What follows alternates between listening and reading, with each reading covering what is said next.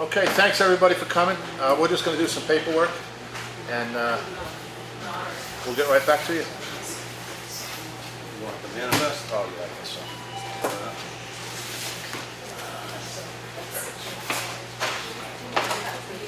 Oh, there's Jim. Yep. You can step right up if you Yep. want. Jim, hi. You want to come right up and see John? He's already been briefed. So. Oh, has he? All right. So I told him his signature. I didn't tell him on 27. Yeah. Do I have to initial everyone? Well, let's Jesus, bro, look at all that. made it easy for you. Need you to sign here.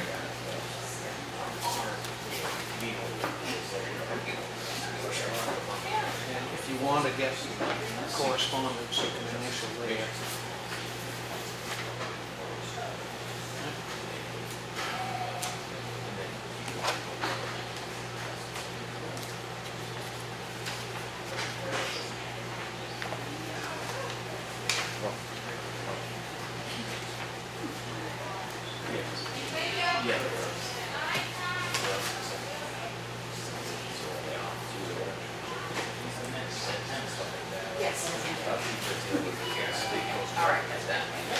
Ah, round and round. Yeah, I know. And they never stop them, right? I'm gonna give it right now, but I'm sure it will. How about with you? You know the deal. Okay. Higher? It's just quicker with me. It didn't. Yeah, finally, hire some people, so. It's tough calling. Especially in your field. I'm sure it's a robocall. Perfect. It's got to be hard. It's been crazy. It's been brutal. All of it. It's not just you, but Oh, no, no. everybody. Trades, professions, you mean. Hey, you know Jim Remy's flow? I think they were in the wrong order too. East Coast. Thompson. I always put the chair first, the middle guys and the newest guys. And John Gamble. He put my foundation, we built up on Comeau here. He's in Oxford, right? He is. Okay, I know who he is. Yeah. Yeah, Ron came. Yeah. I got work to do in Rollford, Yeah. so, Yeah. yeah. Okay, all right, thanks. Gammon and who was the other? Gray and Thompson. Thanks, Jim. Jim, go next door now. Get the town clerk's signature. He's right here. Right over here. She's You right don't here. have to leave. One-stop shopping. One-stop shopping, okay. She has not been there. Fiscal permit or anything? Okay. That's fine. 319-479.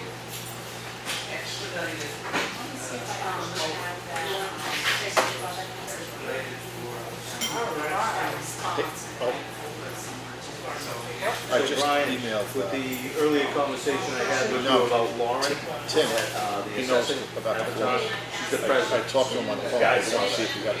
I talked to John. That's the guy, Tim? Yeah. No, that's Tim Elton. We'll cover that later. Yeah, it's Tim's friend.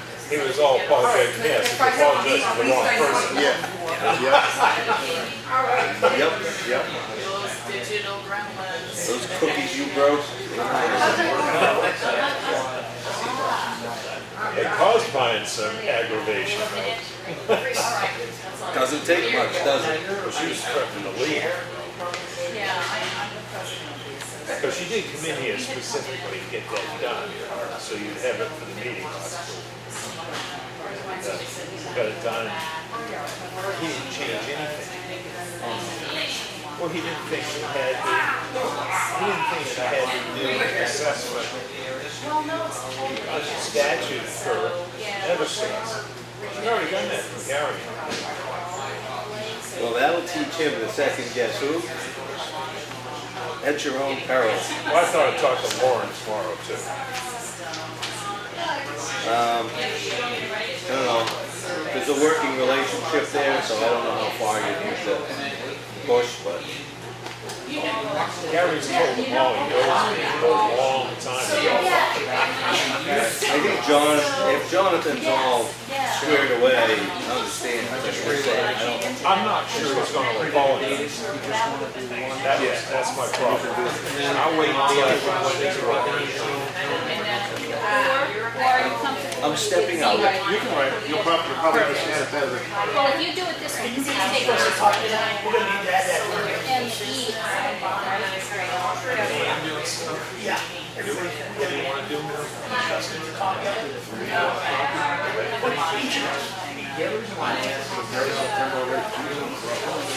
It is insane. Thanks. All right, thank you. So that's gonna be a Thursday review. No shortcuts. Thank you. Thanks, Jim. Yeah. So we had one meeting, I came down and spoke to everyone, and it's typically in August or July. So, I thought it was how likely that disseminate is probably a question. But, if there was anything specific, we have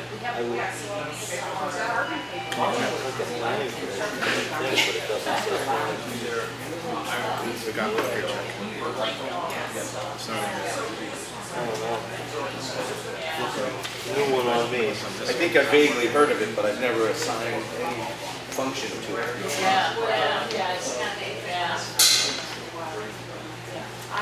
That's a great idea.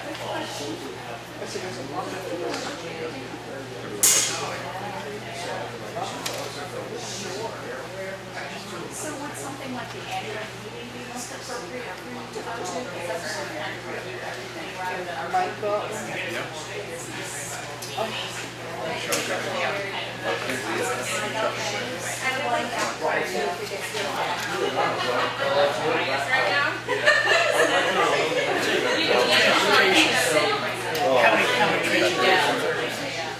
Yeah, we don't get anything down here. We try to do the unit stuff, but it's really not a big draw down here for consultation. Maybe he could fix it. The blue loom proposal.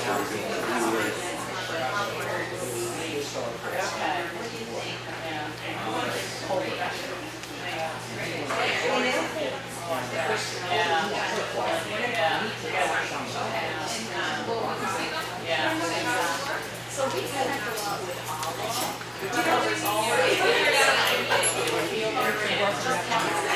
Okay. Well, I can't sign it unless it's on it. That's our connection, so that's how we get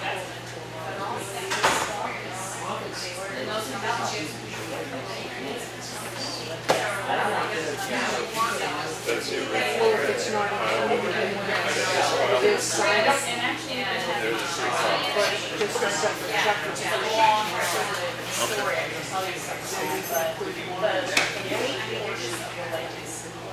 Copy for your emails, man. Copy for your emails, man. Oh, I got the book. No, I know, but that was a missing item. Lifestyle treatment. Discussion item.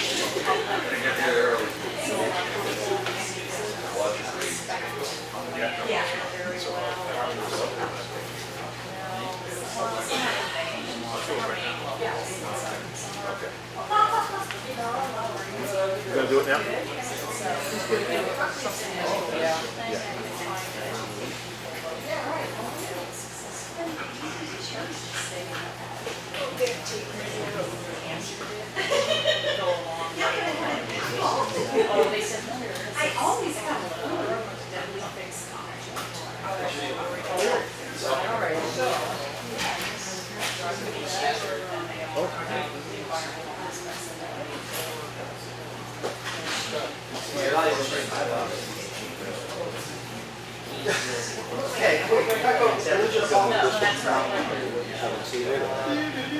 Yeah, I got it.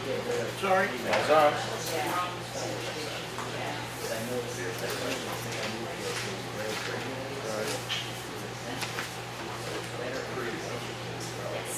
So that would change the total. That would change the total. Okay. And then he's gonna add it to this total. All right. So this total sheet, Why are you shaking it? this sheet, this thing is different. That's, yeah, and I'll show them what I keep covering as a copy. 10.5. Okay.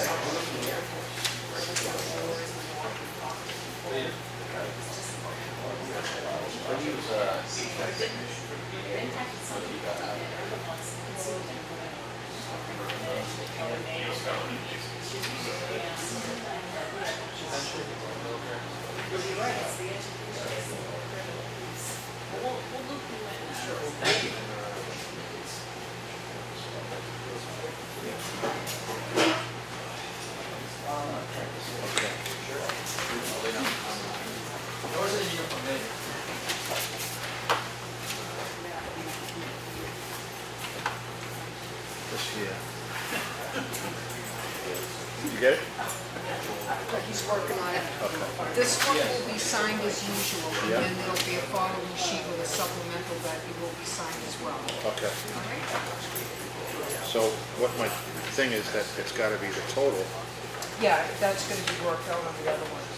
Yeah. So this total is different. Yeah, but that's what the supplemental will include. Okay. Whatever your Yeah. check is will be added. Yeah, So what's missing on this, John? my check.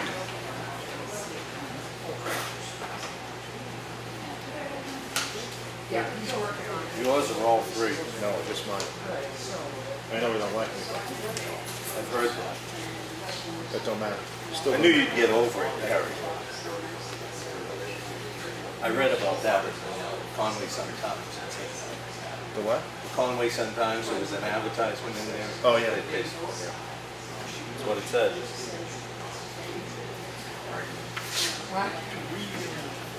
Yeah, I read it. I was interested in that, I don't know what we can apply it to. You need to have something that is a qualifier. So that was probably gonna be a discussion maybe with Randy and anybody else who can think of it, because I can't think of it.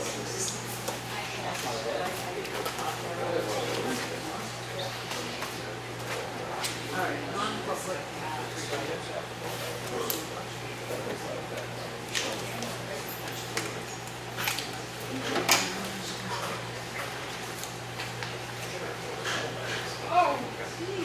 Yeah, one day the house was there, the next day, in the afternoon it was gone.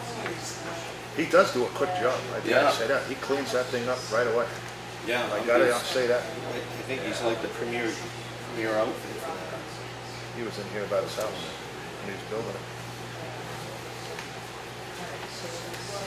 I don't know whether it's better there or not. But you want to know.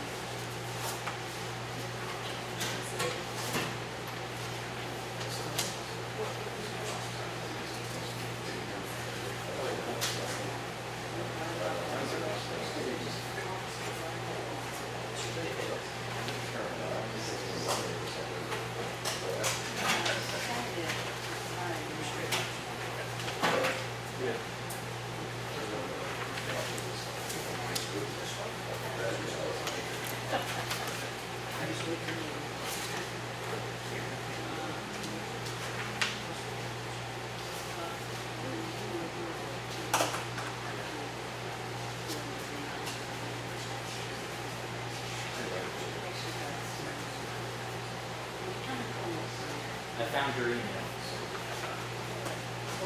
Oh, you got it? Okay, all right, great, thanks.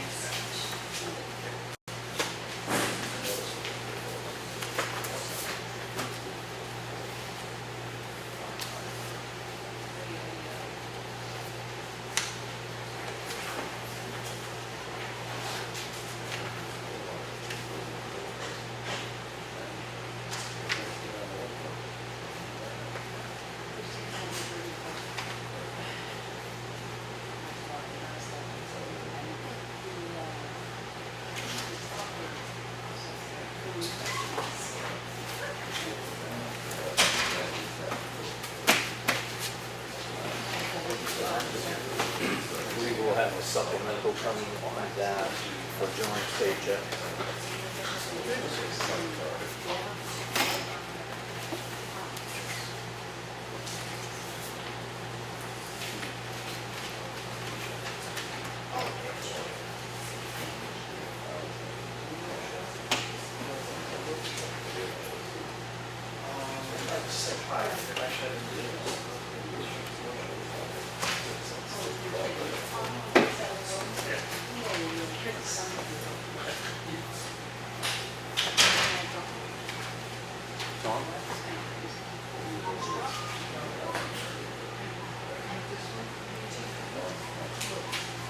Oh, is it?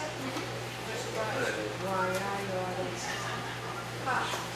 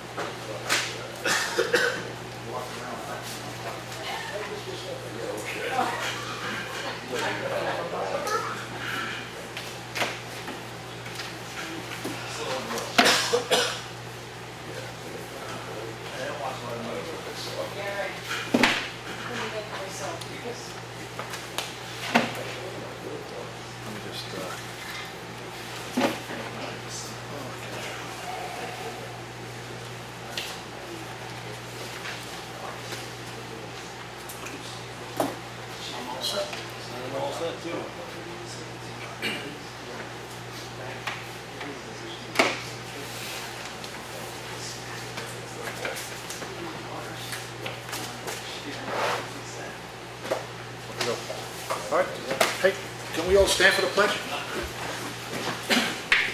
Pledge allegiance to the flag of the United States of America, to the republic for which it stands, one nation, under God, indivisible, with liberty and justice for all.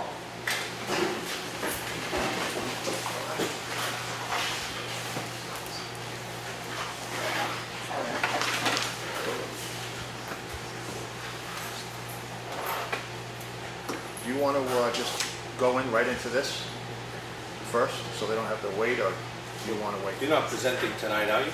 Yes, Yes. Oh. Yeah, that's, Oh, Mark is. Marcus. Yeah, we Right, can do that. the tele. yeah, okay, We can do that. all right. Sure. Provided Mark's ready, and a Oh, yeah, glass of I know. water.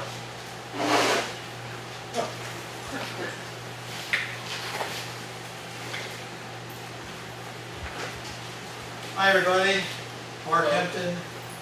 I live on Bailey Road. I want to present to you the results of a study I did recently on cell phone coverage in Effingham. What's it about? Well, we have a problem. I think we all know, those of us that have cell phones, that the coverage and the signal strength is less than the providers say it is. They all have maps, they're available online, and they all virtually have 100% coverage, with a few minor gaps here and there. So what I've done is collect coverage and signal strength data weekend before last this year. I used sensors that picked up the signal from the three major providers, AT&T, Verizon, and T-Mobile. They're essentially cell phones mounted on like a cafeteria tray, and they measure signal strength and speed as I drove all the roads in Effingham, or most of the roads, probably at least 90%. That took me 8 hours, and the purpose was to create some maps that summarize what the coverage and the signal strength is in Effingham. And we want to be able to use these maps to create a case for improvement. Now, this work is a project that's somewhat guided by an outfit called the Lakes Region Planning Commission. And I happen to be the Effingham representative for it. So that's how I knew about this. That's how I knew about these sensors. And when I asked about coverage for Effingham, they said it didn't exist. There was an effort in the recent past to collect this information, but the sensors weren't working properly for that particular project. So I said I would volunteer, drive around, assisted by my able wife, and we collected data over that weekend. So we made some maps with the Lakes Region Planning Commission. Next slide, please. So here's a map with the boundaries of Effingham. The base is called a shaded relief map. You can see Green Mountain up here, and then some smaller hills down below. Here's Province Lake down here in the southeast. These colors are dots representing the signal, and you can see that the dots are collected along all of Effingham's roads. Now this map is for AT&T, and the color of the dots is significant here. So where you see dark green, that means the signal is pretty good. Where you see red, that means the signal is really bad. In fact, there is no signal. And then in between, we have orange dots where you might get a text out or receive a text. And then the yellow is you probably will receive a text. You probably will be able to send a voice, a message, but anything else is problematic.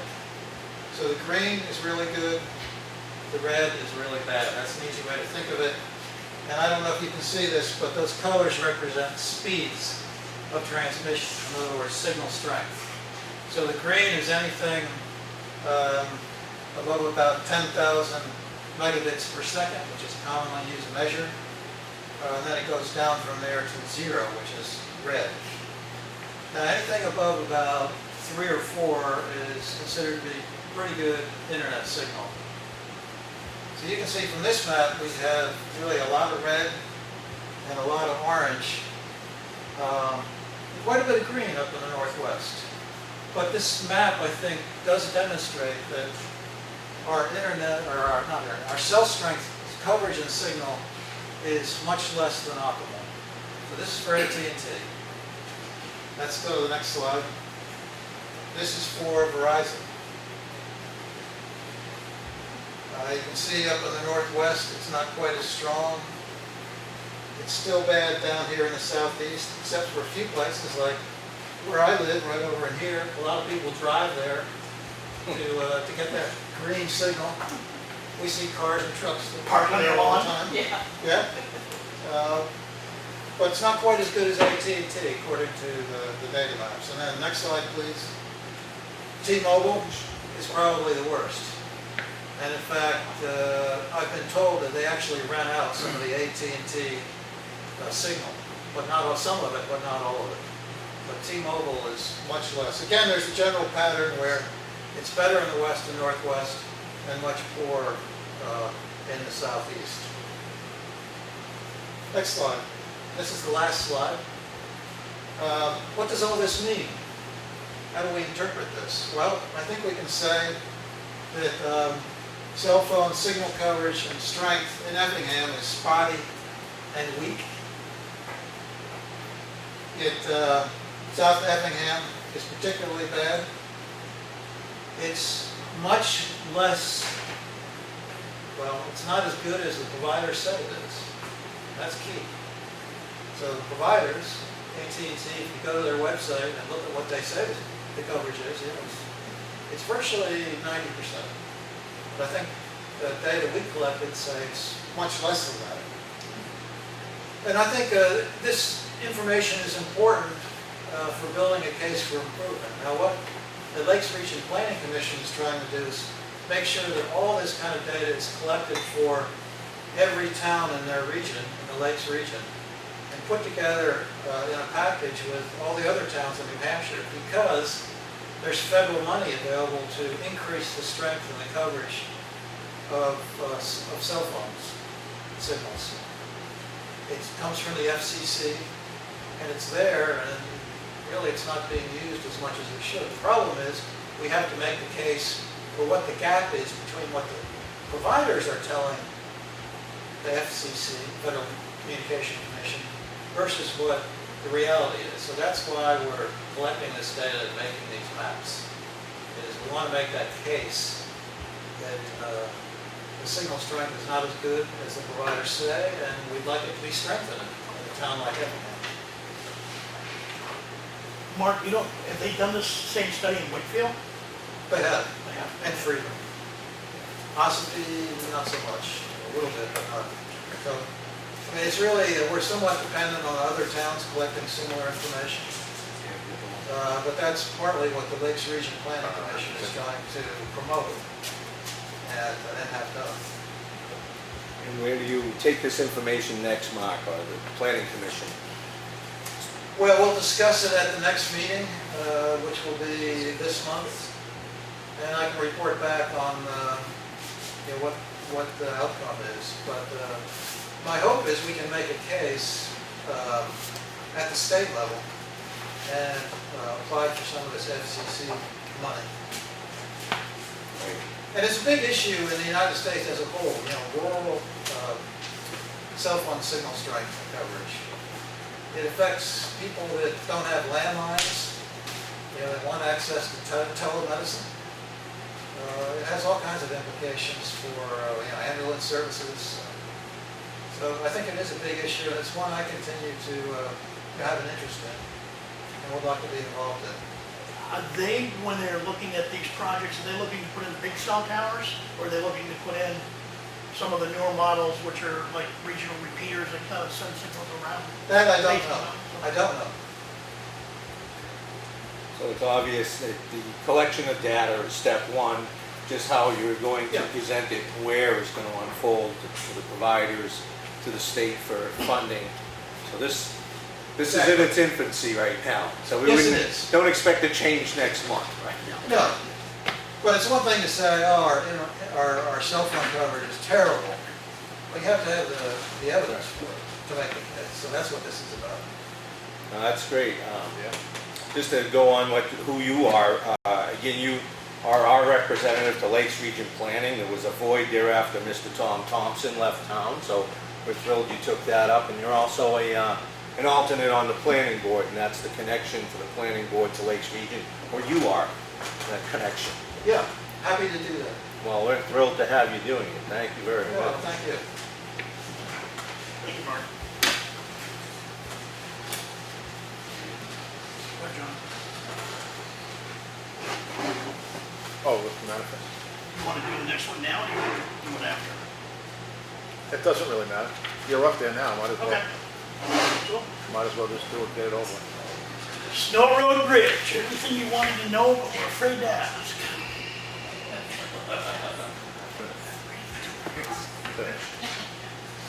Not afraid to ask, afraid to Yeah, I know. what the answer's Okay. gonna be. We talked about this a few weeks ago. There's been a lot of stuff going on since 2015, 16 regarding Snow Road Bridge. There's been different things happening out there in different phases. So one of the things we talked about a couple weeks ago was to pull together a PowerPoint slide that basically we can put up on the website. And if people are interested to know kind of like what's been going on, because a lot has behind the scenes, where we are, it's basically a place to be able to help put that education there. So Snow Road Bridge is in critical need of replacement. There's been work, as I said, going on since 2016. Third paragraph, we want you to know what's going on. And please note in the fourth paragraph, we're going to have HED Engineering come down sometime in the September, October timeframe to do a presentation, and we're hoping to do it on a night when government oversight is here so it can be taped, to basically give us an update of where we are and what the position is of the bridge. So a little bit of happening. So 2016, we basically gathered some information and facts. 2017, at the town meeting, the engineering firm made a presentation to the townspeople. 2018, previous warrant article monies that were passed in 17 were rolled over. When Mike got onto the board, he started diving into roads and bridges, had discussions. He went up to Concord, talked to the New Hampshire Department of Transportation. We also looked at hiring a new engineering firm, which we've done. Additional research has been going on in 2019, and we're hoping in 2020, pending the warrant article we're going to talk about shortly, that we'll be able to replace that bridge. So in 16, so let me preface by saying a little asterisk up there as a disclaimer. I've been able to pull together a lot of information from different sources. I know I don't have all the information. So if there's updated information that comes to me, we can update the information that's on the PowerPoint, but this is as what we have as of today. The subcontracted firm in that time period did a core test boring of the bridge footings, which is a requirement around determining where we're going to put bridge abutments. The engineering firm at the time did obtain DES wetlands permits. Thank you, Ian. And basically, subsequent bridge review of the bridge showed that some of those borings and designs were outside the boundaries, which is a problem relative to execution of any contract. We did find out that the Snow Road Bridge design plan had never been submitted to the New Hampshire Department of Transportation. We were told, particularly in the March town meeting in 17, that the bridge could be replaced for $160,000 as a construction price. Subsequent to that, we learned that there was actually information provided to town, and for some reason never got into town warrant article or the town meeting, that the bridge could not be replaced for $160,000. The price tag would be higher. So 2017, the engineering firm, as I said, made a presentation at the town meeting. Later turned out that the price tag for the bids that came in was closer to $500,000. And in short, for the money we had approved in the warrant article, you couldn't build a bridge in 2017. In 2018, we know the bridge was rated as an E2, which means we can use all legal loads on the bridge. The question that comes into play, and it is a concern, at some point with the way that bridge is deteriorating, the Department of Transportation could downgrade the rating, and when they do, chances are we will not be able to have our waste management trucks transfer trash over that bridge, which means it's closed. Which means that the only other route would be Concord Hill Road and Snow Road, which would have to have required work to widen the road for about 1.75 miles. And it would be several $1,000s, a lot of tens of thousands of dollars to do that, because it's not only widening the road, it's cutting trees, removing ledge, bringing in additional soil and material from the road base. The other thing that came to light as part of preparing this from a couple people that have driven that road and serviced that road in the wintertime is that due to the incline coming up Snow Road out of the transfer station to the top of the grade, it's extremely slippery for most of the winter. So even when it's sanded, it's slippery. There could be a concern that with a waste management truck trying to pull a waste management container trailer, that they may not be able to negotiate up the hill. We would know if this were to happen that they would have to be ongoing, regular maintenance, particularly on dump days or transfer station days, because of the nature of the road in the winter. Not a good picture from using those two roads if we need it. Further in 2018, HEB Engineering from North Conway was hired to create a new proposal process, which they did for bridge repair only. That's basically just taking something and lining the culverts that are there, not do anything more. The bids came in at over $225. We actually have filed copies of those if people want to look at them.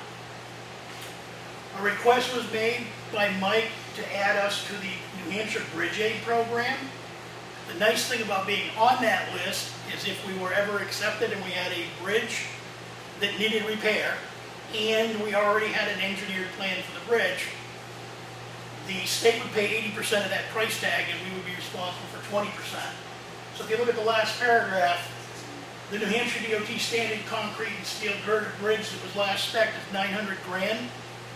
We'd be responsible for 180,000. Quite frankly, that would be the best deal, except Bridge Aid right now hasn't been working too well in the state of New Hampshire due to lack of funding. Applications have been submitted, ours has been submitted, probably is not going to get reviewed to 2021, and at best we could look at funding in 2032, 2033. By then this bridge will have failed. It'll be closed. So while we've got the Bridge Aid on it, it may not be a feasible option. HEB actually did test borings in August for the new bridge location. I don't think we've seen any results for that yet, but hopefully when they come down and make their presentation, they'll be able to tell us a little bit more. We did hire them on August 6th to basically come up with a design, verify the wetland permits, select the contractor through an RFP process. So at the March 2020 town meeting, we would actually have a contract capable to be signed if we had the money voted by the town. So here's what we're looking at. There's really only 4 things we can do with the bridge. We can replace it under the DOT standard and spend 900 grand. We'd have to do it before 2033, so we'd actually have to fund that. We could replace the bridge with a steel girder laminated timber bridge at a cost of about $300,000. If you look at the lifespan between the DOT standard at 75 and the laminated bridge of roughly 50, that is a pretty good time period for the difference in price tag. We could also, instead of replacing bridges, we could actually repair the culvert. We know the price is $132,000 plus engineering costs. But the lifespan is gonna be limited, and then when that fails, we gotta replace the bridge anyway. We could relocate the transfer station, take it off Snow Road, move it to another property. Unfortunately, at this point in time, there's not a feasible property out there, there's no cost that could probably get us into that time frame.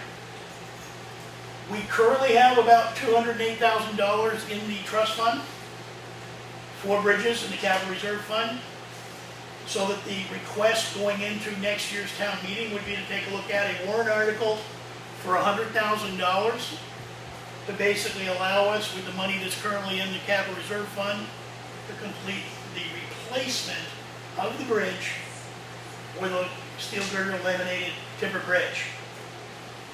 The good news is, if it works out and this person is the winning bidder, the person that we have under contract right now to do the Elm Street bridge repair next year is actually probably one of the leading people that does laminated timber bridges in New Hampshire. Any questions? Good. Thank you very much. Thank you. Thanks, Chuck, for doing that.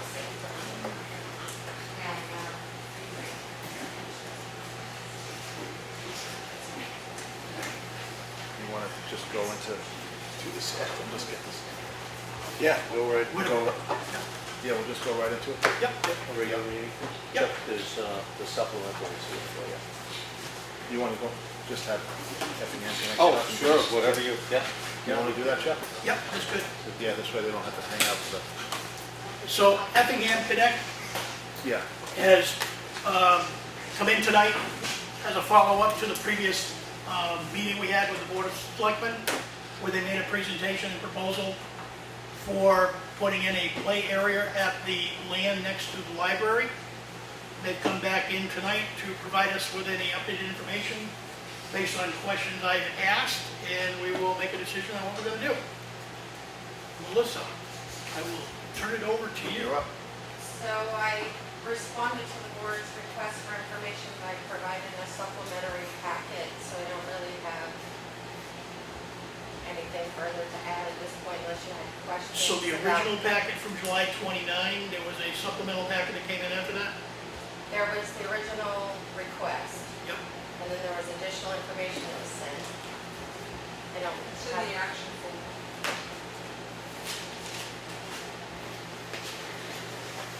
I didn't see additional information, I saw the original information. Yeah, so you.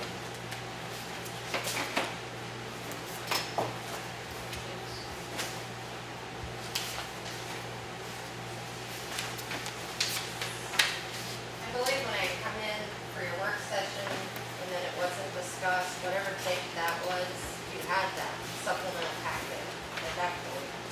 Sorry, I don't have the exact date. No, that's good, Melissa. I actually see the area you have with the signs. Can I just come up there first and see what you Yep. got? That was the original, wasn't it? No, this is the supplemental. That's the supplemental? This is, yeah, because you had asked for, Yep, I did on the sign. verbiage for the sign, Yep. exactly Layout. the placement, over the topo map there. And I didn't see anything about the fencing that I had Nope. mentioned in the previous session. No, I think,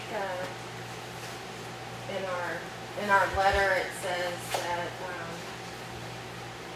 one of the bullet, we did address the fencing here, that the board had discussed the installation of the fencing. We obviously prefer plantings and the sort of natural fencing. We were concerned about a fence becoming actual climbing apparatus, which we don't want in the park. We were trying to avoid that by the installation of equipment. So we were kind of just putting that back to the board to say, okay, if you required fencing, what would that look like? We didn't come up with May- a fencing Maybe, plan, Chuck, if maybe you will. ask, you have the questions that you wanted answered, right? Well, the sign part of it, I did see Okay. the signage part of it, which I thought was a good outline from the original discussion we had. The fencing part of it, I was kind of hoping to see a bit more of a physical, here's what a suggestion or two might be for fencing. Did you happen to get any letters from the abutters saying that they were okay with? No, actually, I know you had a conversation. our adjacent abutter to the stone wall, had some hospitalizations and then went on a honeymoon, so. Sure, he got married and went on a honeymoon with it. Yep, Okay. I'm sure we can get that done. It's not an issue. And I know you and I had talked about placement of structures, so that it was not within the setback area. Did you happen to address Does any of that? everyone have a copy of what you have? 'Cause I No, don't see there's it only one. anywhere else on the table, so. Didn't know. So there's a map that I hand drew this time, Yep. that you have there. And that, there's a key with all of the structures, and they're numbered on there. 5 and 6 were the boards of the ground, right? So, yeah, I just feel like I don't, just keep coming up here. No, that's but, good. Yeah, so, And the chalkboards. Yeah. so here's the key. So 5 and 6 Boards. were the boards. Okay. Yep. And then there was a concern about those being within the setbacks. So certainly, those are the only two structures that are even remotely mounted into the ground with some, a little bit of cement just to hold them steady. Yeah. So The if building those, set on top of the ground, right? so the two fence panels would just sit on, they would be cemented in, obviously still would tip over. Right. But those can be moved. And the placement of the structures isn't, that's the beauty of them, they can be moved about for, if the park needed to be used for a different purpose, or if something needed to be replaced, or something wasn't fitting right. Could be easily moved. Yeah. Okay. Melissa did answer most of the issues that we had raised last time around the liability and the other things that we followed up on with. Okay, John, and I know, Yeah, I'm just gonna go dive right into this. I think playground is a great idea. I think the town needs a playground. Me personally, I don't think it should be there. Only because we have it's the two busiest roads in town. Townhouse Road and 153. There is no line of sight, first of all, on Townhouse Road, coming across where the proposed playground's going to be. It's always been a problem with people coming out of the library, so I think it's going to be a big problem with kids running. I observed kids running across the street into the parking lot. I have observed personally kids running out of the library with nobody behind them. I just think it's like I said, I'm not saying, I just think it's a very, very bad place to put a playground on your two busiest intersections in town. We have multiple calls with PD. How come we're not doing speed on Townhouse Road? How come we're not doing speed on Townhouse Road? And I just can't see a playground that close up on a hill where kids are going to be playing. There's no fencing except natural vegetation, which you stated. A ball going down that hill, a kid chasing it. We all have kids. We all know what happens with a ball going out in the street. However, I have come up with I don't know if the board is going to go for this, an idea for where the playground should be, my personal opinion. And I think it should be right behind this town hall with 2 acres of land that is completely flat. My kids played soccer on it. There's room to expand. It's off the beaten path. It's right by the PD. We can put a camera outside to protect the children. It's off the beaten path. So that would be and there's, like I said, there's room to expand. You're not encroaching on it. There's a fence on both sides, I do believe. And there's a fence in the back, it's all fenced in already. I just think personally, I think that would be the place to put it. I mean, it's back there, it's not doing anything. It's just, we had it mowed so people can go back and look and see how big it is. I mean, it's, for me, like I said, you guys decide, but for me, I can't in good conscience worry about a kid getting hit. We're gonna do construction at the library. That might entail cutting that banking down. That shortens up the playground and makes it steeper. We all know kids like to climb, like you said, they climb. I just think it's just not in a good spot. And we don't have, well, I don't know, fencing. I don't want to use the word containment, but we don't have fencing that's going to go around and protect.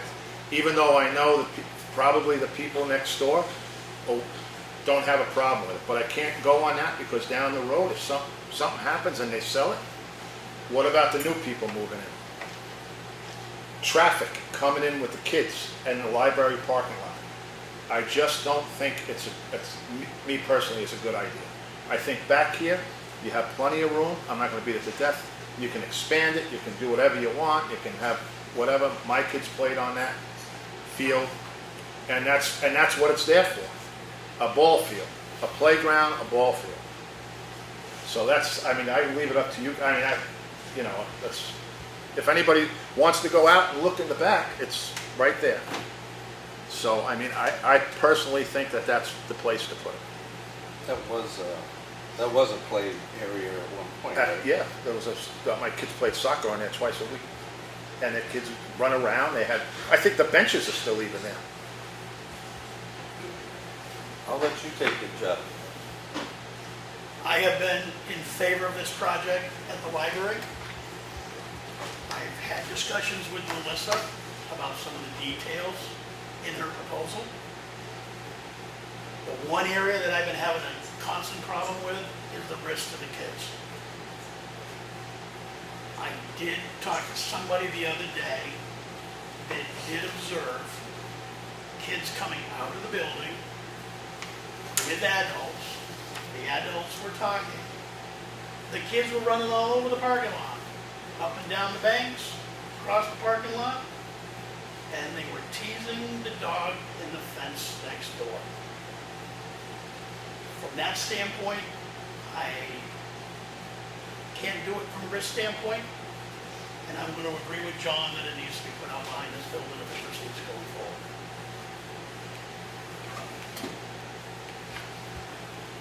Well, I'm pretty much where I was originally. I didn't move from that.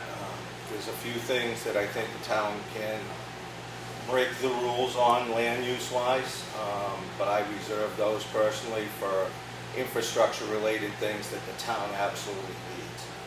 Putting this at that location kind of crosses a few lines for me. I could go through all the land use stuff that wouldn't be allowed for other people to do, but I won't go there.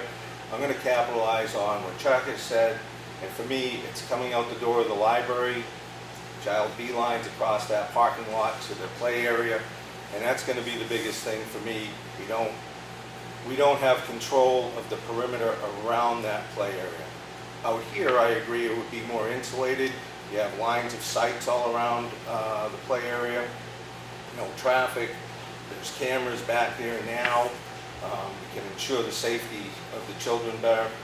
And one of my scenarios is if somebody drives in that parking lot, child runs out in front of a car, gets hit, there's liability from that standpoint because the person who hits the child is probably going to say the town added to creating a situation that's why that child got hit, basically.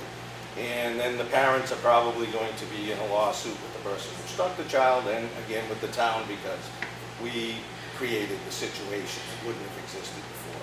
So for me, I'm not real happy with the location. I don't like putting things right up against the property line. And I would be fine, as the other two members of the board said, with reestablishing a playground out here. I think there was basketball was out there before. So I'm all on board with utilizing this area. We don't have snow removal problems or anything like that. So if that's something you can work with, that certainly seems like an option for those involved. Thank you. Any other comment on the playground from the public? No? Okay. All right, move along.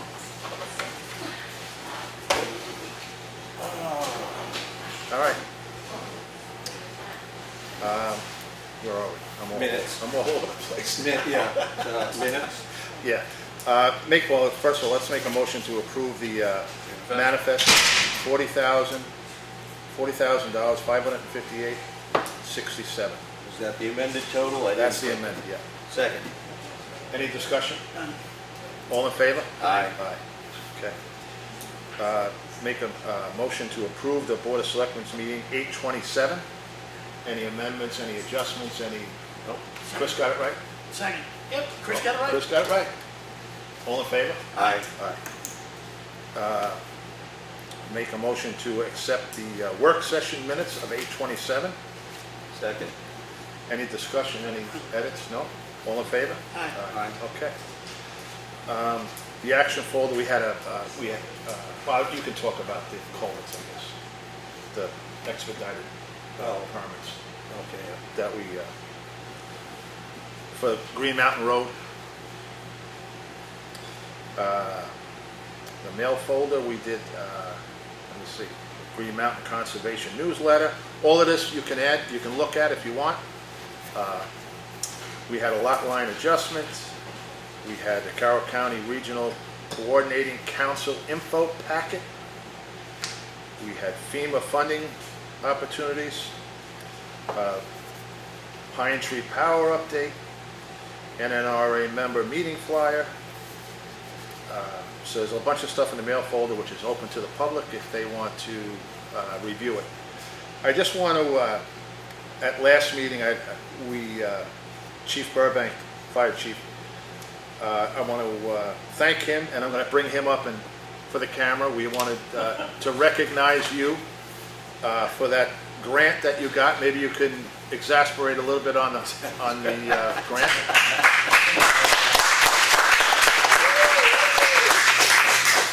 You're talking about the grant for the aircraft. Yes. Okay. So we submitted a grant for $90,000 and we were accepted. We're the only town in the state to be granted the grant for the first round. This more rounds to come, but we're the only one in the state for the first round.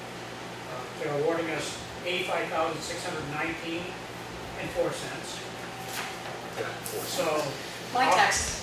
Nobody carries change, so that's important. our portion could be $4,380.96. Nice. That was at 13 delivery airplanes.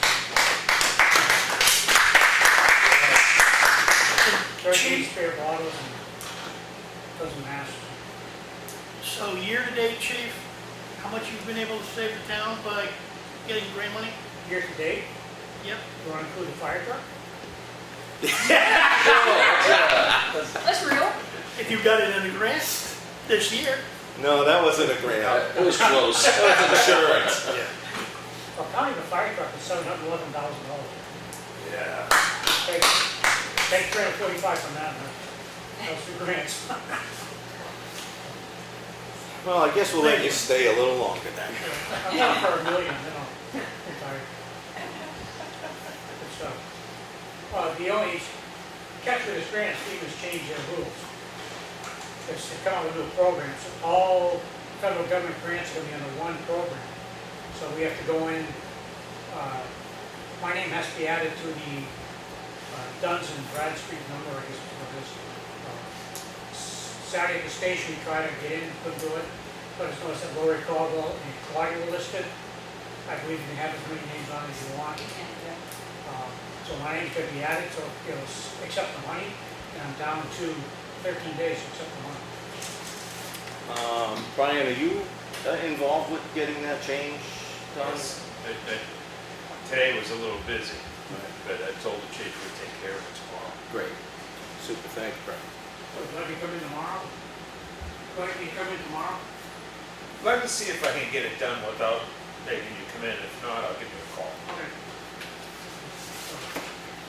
That's the only bump in the road, because like I said, it changed their way of doing things, so we gotta start a new, so basically start a new account under a new system. My name has to be on that list to be able to accept the money. Is that why the new addition is going up by your house? Thought that was a pool. Indoor. John moved out, so all the metals are for your next room. Yeah. All right. Thanks for that, Randy. Good job. We did put the ad out for the police chief, and I want to thank Ian for filling in that space. Thank you, guys. And I really appreciate it. I know it's added work and it's cumbersome, but we thank you for filling in. And we do want to thank Chief Butts for his years of service. Yeah. I just wanted to say that I hope the board is strongly leaning towards offering Sergeant McMillan the... It's going to go through a process. It's going to go before a review board. So after that review board goes through the process, if he applies,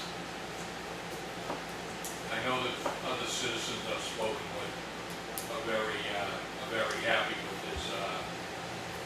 I do appreciate that, Stephen, but it's going to go through a process. If the citizenry matters at all, Yeah. hope you'll consider it, okay? I can kind of echo what he said, but as another citizen, I appreciate having a process that is very objective and thorough, and I'm sure if you'd like to be a candidate, you'll be a shining star in that process. Yeah. Thank you for having a thoughtful process. Yeah. Well, just initial here, another one of your fans in town, Ian? Oh. Yeah, they want you to be police chief, so. I appreciate that. But with, like in a military or paramilitary organization like this, oftentimes there are people who know the ins and outs a lot better than the layman's here. So the board's engaged with the county sheriff's department, Dominic Rashadi, the sheriff. He's putting together a review board of which he'll sit on with the Carroll County representative to the Police Chiefs Association. The president of the State of New Hampshire's Police Chiefs Association will be another member of it. Commander Fogarty from Troop E, the state police commander there, Lieutenant Fogarty, will be on there. And we've selected a member of the community to weigh in. We thought that this person has a lot of connection to the community, and that would be Tim Eldridge. So that review board, when that takes place, we'll have a series of candidates, should we have that many folks that apply, that will get vetted by the professionals in the field, and they will be passed on to the board for consideration. So that's the process that's in play. I just have one question about the process. Sure. Am I reading this that you folks will present a slate of candidates for the job? The applications will be going to the sheriffs. Right, now here's the thing. Are they allowed to add a name that they want? No, All right. It'll be who applies. We have job requirements to be met in the application, and those people will be presented to the board. In the sheriff's department, Dominic Rashadi will have those applicants, and there'll be interviews scheduled through there.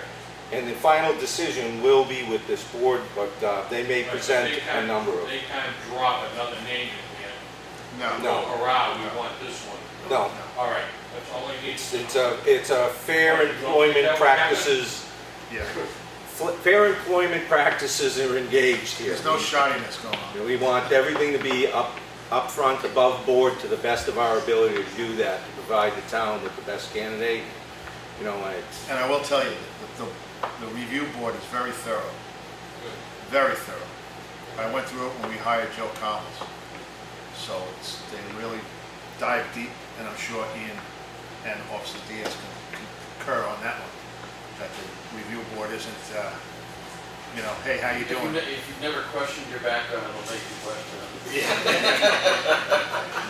Yeah, for anybody thinking to apply, there's gonna be polygraph tests and all kinds of good Well, stuff. that probably leaves, I'm not gonna say. What'd you say, we're not applying now? Oh, Psych Val, yeah. So, Yep. yeah, it's pretty much the way it should be done to the best of our knowledge, so that's what we're gonna do. All right. So, let me just, I'll just go into my thing. I just got off the phone with Ron Evans, and he's going to start the culverts the 4th on Green Mountain. He did say that he rode the roads yesterday, and there's 2 roads that he thinks he should regrade. Would be Clough Road. Buffalo and Granite? No, Clough Road and Huntress Bridge. He said do need to be graded, and we're supposed to get some rain tomorrow, so if he gets them out, he's going to have them go out in the morning, and if it rains, it'll kind of bind that. I know we're going to disturb the calcium, but it will bind it up as they turn it up.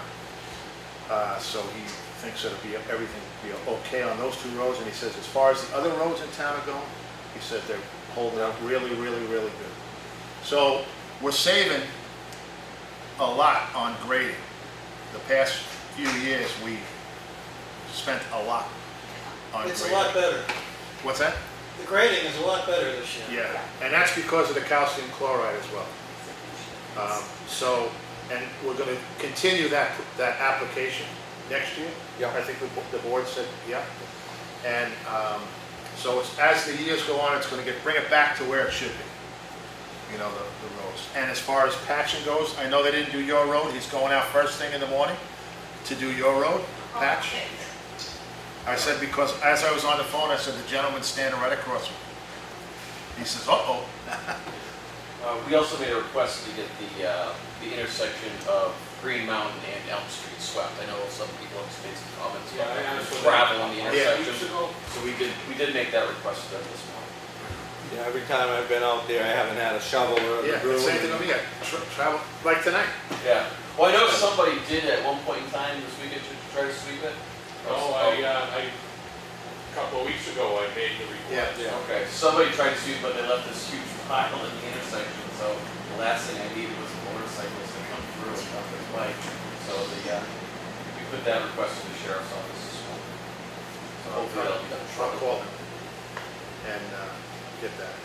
When we did our driving survey, we thought Clough Road was bad, but also Parsons Field Road. Parsons Field Road is a class 5, I mean a class 6, so we don't maintain it. The Clough Road and Granite Road tend to get a bit rough. I was down there after we got a complaint the other week, and I was able to drive a 6-wheel truck through at 35 miles an hour, so at that point, it's usually not that good a shape anyway. So we made a conscious decision last week to get through the long weekend before we disturb the roads, because as John pointed out, once you break that shell from the calcium chloride, the potholes come back really quick. So the less we touch it, it's kind of actually better. I'll ask him about granite, but he told me the 2 that he would do with the Clough. Yeah, it might be that Clough is just the softer soils, I think. So granite probably holds up a little better up to Molly Colbert. Yeah. All right, that's all I got. And I don't have much tonight. As John alluded to, we have Jim Rhines was in earlier from White Mountain Survey, and John signed the application to go to the state for the biggest culvert on Green Mountain Road, which should, in a perfect world, be a 30-day review. But who's to say? New Hampshire Department of Environmental Services has seemingly had a review of their own not too long ago, and the process seems to be taking longer on average, so we'll see. Other than that, the other 5 culverts that were a concern, that were perennial screening type things that we were not going to do in-house, which is essentially me, with a culvert installer certificate. We're going to now not do those by permit. Jim Rhines and White Mountain Survey are going to work with me to fill out the information I would not be able to provide, but my installer certificate allows me to do. So at least all the other culverts now we can proceed with on the entire stretch of Green Mountain River. So with any luck, we get our culverts in and we might be able to get this paving done this year. It's going to be a fine line with weather, temperatures, and rain delays. It's going to be close. Worst case, we wait till next spring, come right out into May and be on the top of the list for paving. And what we're looking to do next year is do the entire 3 miles that we've accomplished and put the top coat on that. So with any luck, that should go pretty seamlessly and be done by the end of June, one would hope. And I think just to let you know that those permits, they're expedited permits. They're going to push them through, hopefully, because there is a plan, according to Jim Rhines. And also that I think I wanted to have Jim Rhines come in and explain to the public what the delay was. You know, it's not on, we're not delaying the project. It's the state's backlog, no help or lack of inspectors or people going out in the field. Jim Rhines had issues with help. He's fully staffed now. He's trying to get the ball rolling, so everybody, it kind of snowballed everybody, you know, not just the town of Effingham, but everybody. So I think maybe we should have him come in at some point in time and explain what actually happened, so it doesn't look like we dropped the ball. We believe you. No, I know, that's great, but I want everyone to. He had some folks retire this year that were with him for a Yeah. long time, some engineers and stuff. So, but we were on this last year scheduling for April. We got people out in the field early. Just the paperwork didn't process as quickly as you'd like. Yeah. Chuck, you want to say something? No. Yeah, so I don't have a whole lot to add here. We do, as a board, need to review a letter as soon as it comes off the presses with Chris on a warning and maybe for some inactivity that was inappropriate. And we need to probably look at language because it'll be the first of. Other than that, transfer station folks brought up that we should probably be looking at something better than the truck shed that was temporary down at the transfer station for glass. Perhaps a dump table, maybe something aluminum. I don't know, but It's rotted through already?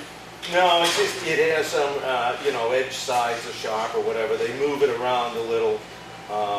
They seemingly do not cordon it off far enough into the front corner, and then people get up too close to it. So it's just a bit of a hazard, safety, mostly to your jeans, but something we should probably look at trying to replace. Other than that, I really don't have anything tonight, except to say we need to schedule work sessions for so many things.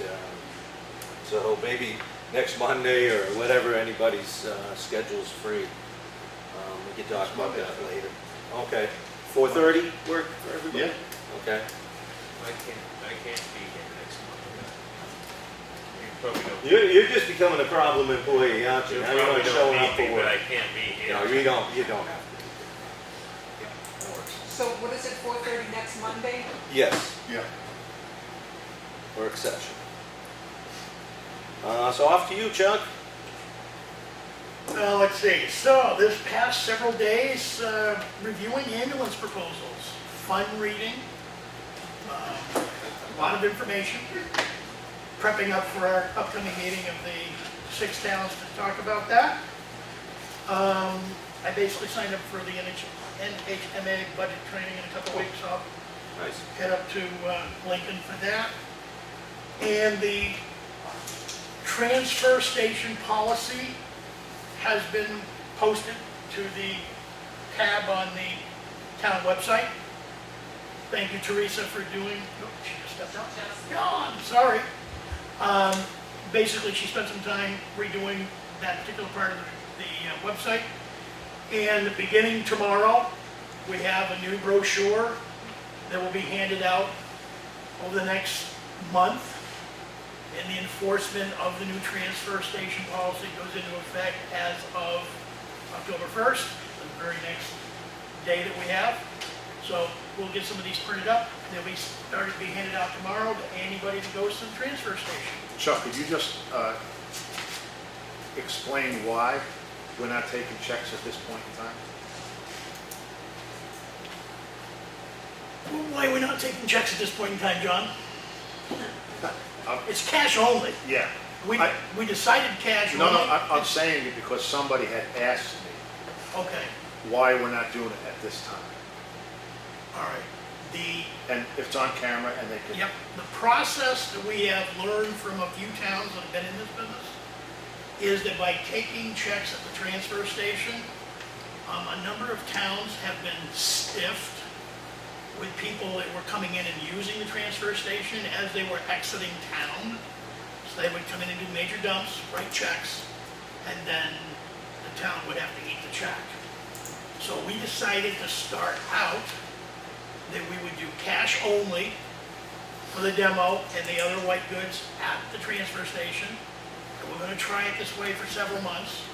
We can always revisit the check process down the road, but initially going out the door, we're doing cash only. And everybody will get a receipt. There'll be a cash register, there'll be a receipt printed for everybody, whether you want it or not. You're gonna get handed the receipt. You can always throw it in the bin when you get down there, but for anybody that does provide cash for payment for any of the goods or demo, you will get a receipt. And if they have a large amount and they want to pay by check, can they come into this office and get it, or we're not taking checks, period? I think what it comes down to is the checks, when the town gets paid by a check for most things, we have a lot of resources to go back and put liens on properties and such. With this function, we don't have that, so we really don't have a good recourse to go after payment. So my answer would be to probably say no. Okay, that's because that's going to come up. Good. All right. I would say there was another request about posting the permitting policy for transfer station permits at the transfer station, and that will be taken care of because there's a number of updated signage that we're looking at. So we'll be probably on Monday. We'll be covering that in a work session for anybody who wants to, chime in on signage. Awesome. Anything else, Chuck? That's it, John. All right, great. Thanks for all your work. All right, any public comment? Can I just ask a question about that flyer? Yes. Passing those out at the transfer station, can we pass them out here when we give out decals as well? I will send you the very last edited version when I get home, so yes, you have that. Thank you. And that should be handed out for every permit given, right? I would do that, Yes. For every permit that's paid for. So, I will copy everybody in the office. I think Grace had a. and Grace, thank you very much for editing that.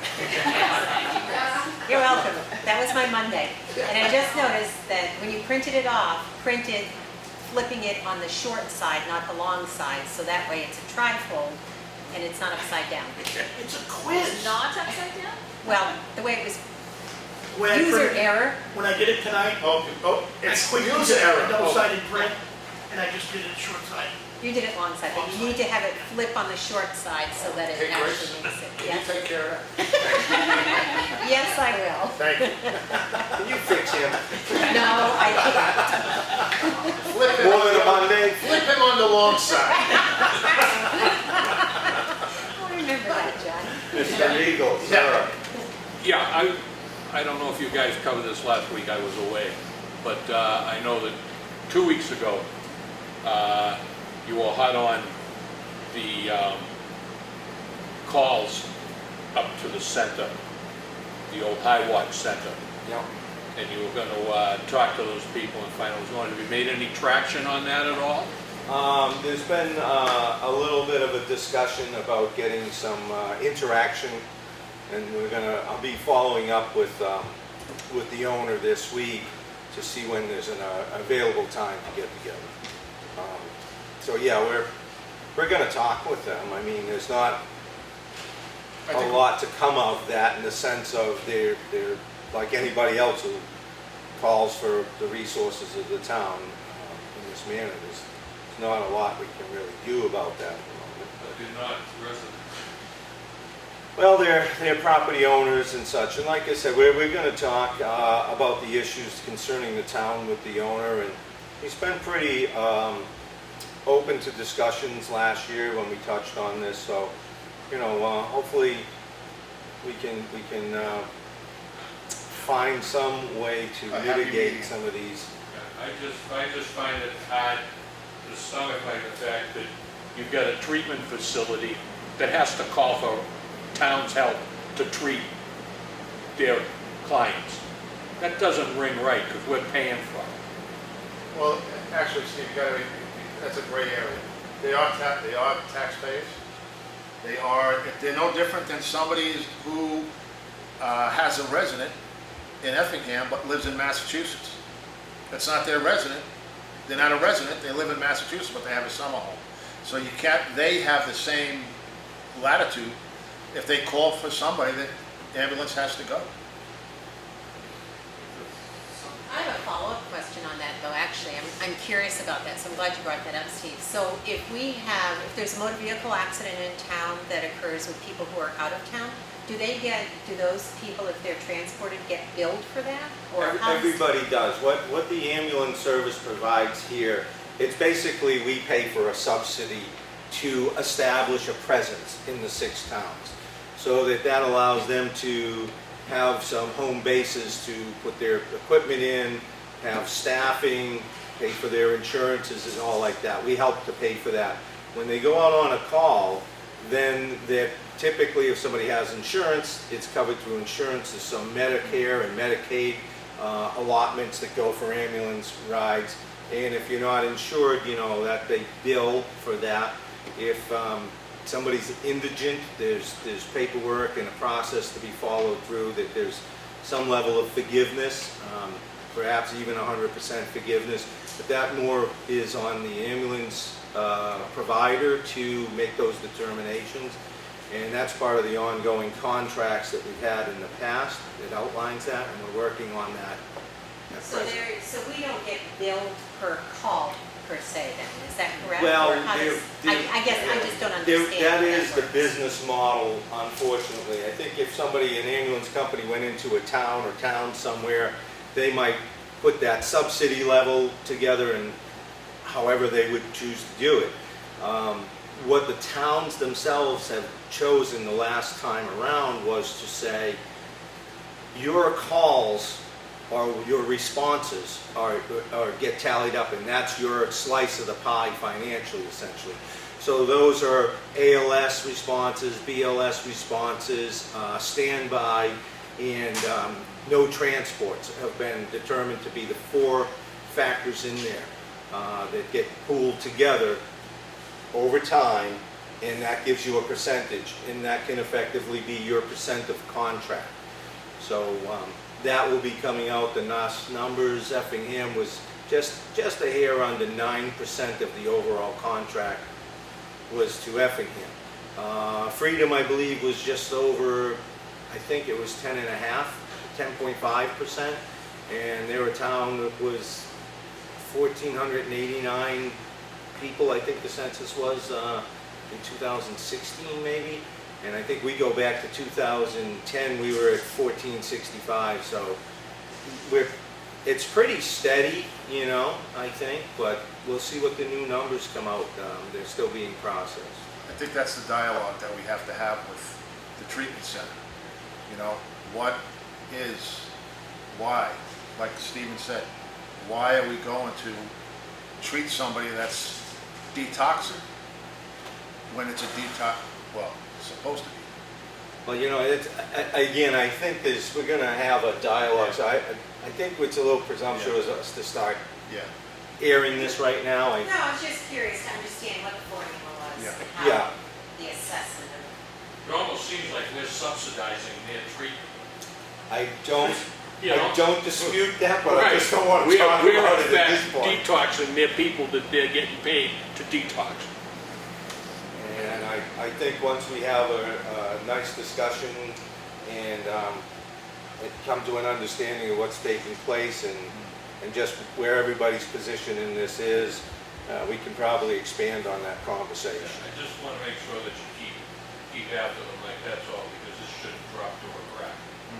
No, we're going to have a discussion about the resources that are available to the town and everybody's role in that. Okay. Absolutely. Anything else? Mr. Hart? Yeah, Tom Hart, School Street. I'd just like to recognize the police department, even though they've already gone, but for the work they're doing on updating their website and their other social media outlets. They really put information on there that's helpful to the citizens of town here. It's great. So if you guys have anything to do with it, thank you. Any other public comment? No? Any other discussion, anybody? Just want to see, since I have the president of the Province Lake Association sitting in front of me, I think, Lori, you're planning to come in 2 weeks from today to update us on the lake and a whole host of issues and things that your folks are doing and water quality. Yep. So We'll do that. we will be here. Yep. We'll look forward to that. Do you probably need the projector or want the Yes, projector? yeah. Already working. Wonderful, And the date okay. is the 17th? The 17th, yes. Okay, Yeah, everyone I has just TV on confirmed it? that as far as that it will be videoed that day, so, All right. yeah. Great. Awesome. Thank Okay. Any other stuff going on? Brian? No, all set. Chuck? Motion adjourned. Hold on, we have some initials here, John. Oh, Just that? No, it's official stuff, so it was in the mail, I'm sorry. This close. Ryan wants to leave a while ago. 6:30. It's good. That's good, huh? I told my wife I thought it'd be 9 o'clock, so. Look at that. Okay. Make a motion to adjourn? Second.